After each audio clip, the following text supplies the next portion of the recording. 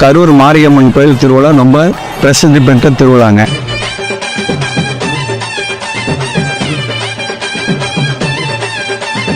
இது சித்திரை மாதம் கடைசி ஞாயிற்றுக்கிழமை ஆரம்பித்து வைகாசி மாதம் வரைக்கும் நடக்குது. பாலமாபுரத்துலேருந்து கம்பம் கொண்டு வந்து கோயில்ல இருந்து திருப்பி ஆற்றுக்கு போய் அபிஷேகம் ஆராதெல்லாம் பண்ணி கொண்டு வந்து பெரிய நிகழ்ச்சியாக ஊரே திரண்டு வந்து கோயிலில் நடுவிழா நடக்கும். கம்பம் போட்ட நாட்டிலேருந்து வெள்ளிக்கிழமை பூச்செறிதல் விழா. கரூர் சுற்றுவக்கம் எல்லாருமே வந்து அவங்கவுங்க தெருக்காரங்கெல்லாம் பூ அலங்காரம் வண்டியோட கொண்டு வந்து சாமிக்கு வந்து பூ கொட்டுவாங்க.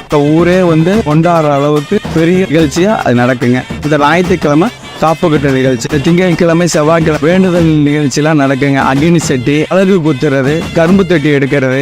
புதன்கிழமை பார்த்தீங்கன்னா கம்பம் விடுதல் நிகழ்ச்சி நடக்குங்க. வான வேடிக்கை இதெல்லாம் சிறப்பாக நடக்குங்க. கரூரே பெரிய திருவிழா இந்த கரூர் மாரியம்மன் திருவிழா தாங்க.